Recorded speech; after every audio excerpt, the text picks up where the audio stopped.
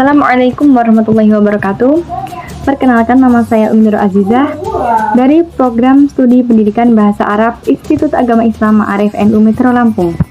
Di sini saya akan mempresentasikan ilmu teknologi informasi dan komunikasi untuk memenuhi tugas dari Ibu Ika Arianti sebagai dosen pengampu TIK. Nah, saya akan mempresentasikan yang berjudul Prinsip Faktor Serta Hambatan dalam Komunikasi Pendidikan. Apa sih komunikasi pendidikan? Komunikasi pendidikan yaitu komunikasi yang terjadi dalam suasana pendidikan. Bisa dikatakan obrolan atau proses ketika kita belajar dalam suatu pendidikan atau dalam kelas. Nah, yang dikatakan komunikasi pendidikan yaitu bahasa sederhananya bisa dikatakan ngobrol, atau kita ketika guru menjelaskan kepada muridnya itu bisa dikatakan juga komunikasi pendidikan. Yang selanjutnya yaitu ada dasar penting komunikasi pendidikan. Yang pertama ada guru dan personel lainnya. Jadi dasar penting ketika akan komunikasi pendidikan, maka harus ada guru atau personel lainnya atau sebagai subjek, bisa dikatakan subjek. Nah, yang selanjutnya yaitu ada bahan pelajaran. Ketika sudah ada gurunya, maka harus ada bahan pelajaran atau materi yang akan disampaikan. Maka ketika sudah ada bahan materi atau bahan pelajaran yang akan disampaikan, maka akan terjadi komunikasi pendidikan. Yang selanjutnya yaitu ada metode mengajar dan sistem lainnya. Nah, guru atau pendidik harus memperhatikan metode atau sistem yang digunakan. Ketika guru tersebut atau pendidik tersebut tidak mengutamakan metode, bukan mengutamakan sih, lebih tepatnya memperhatikan metode yang dipakai, maka tidak akan terjadi komunikasi yang baik. Nah, metode atau sistem yang digunakan itu sangat penting, bisa mempengaruhi faktor belajar dari peserta didik. Ketika sistem atau metode yang digunakan cukup memuaskan atau menarik perhatian peserta didik, maka komunikasi dalam pendidikan akan terjadi dengan baik. Ya, selanjutnya ada sarana penunjang. Sarana penunjang juga bisa dikatakan metode tadi, sama saja. Sarana penunjang bisa dikatakan unsur-unsur lain dari sistem metode tadi. Yang selanjutnya sistem administrasi. Sistem administrasi yaitu meliputi kelengkapan dalam suatu proses belajar mengajar, bisa dikatakan kelas atau lingkungan, bisa juga dikatakan seperti itu. Yang selanjutnya yaitu ada dasar komunikasi dalam mencapai tujuan pendidikan. Nah, apa sih dasarnya? Proses komunikasi yang berlangsung dengan lancar antara guru dan siswa akan menghasilkan pelajaran yang baik. Maka, jadi ketika seorang pendidik atau guru ketika melakukan interaksi atau komunikasi dalam suatu pendidikan, maka akan terjadi komunikasi yang baik. Jadi seorang pendidik harus menguasai kelas. Ketika kelas sudah dikuasai, peserta didik pun memperhatikan dengan baik, atau intinya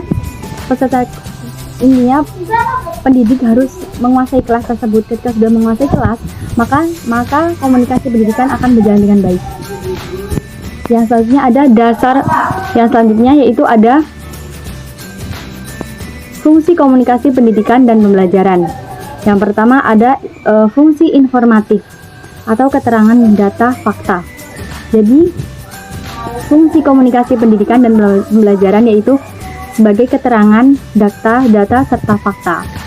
Yang kedua ada fungsi edukatif, yaitu mendidik siswa menuju kedewasaan.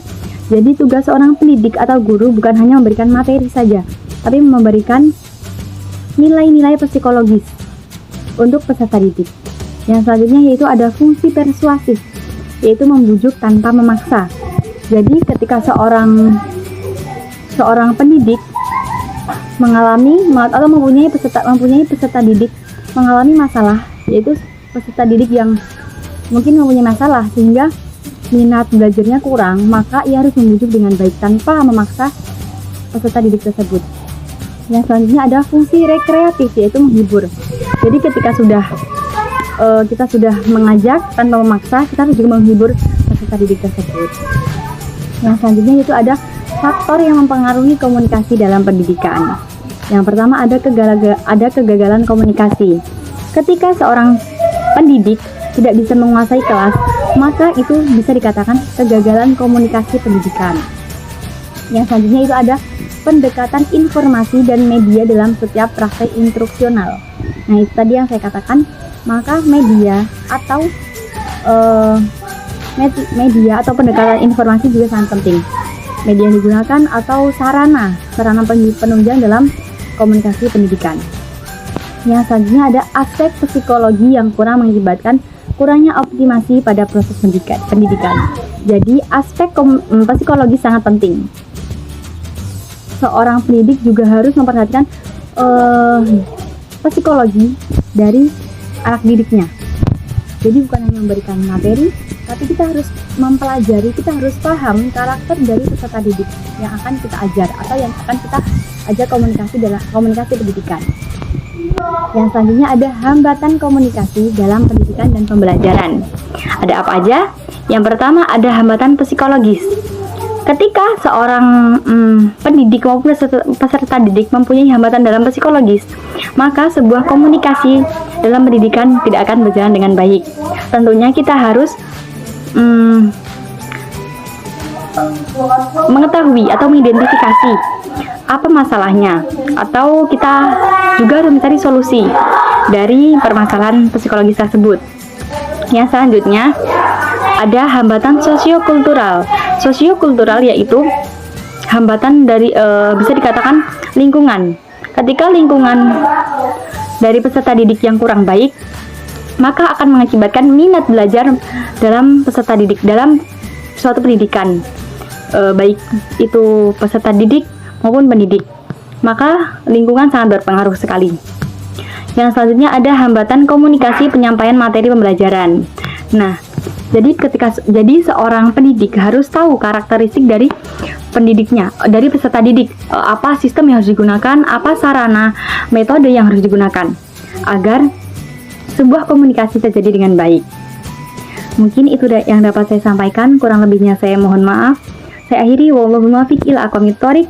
Wassalamualaikum warahmatullahi wabarakatuh.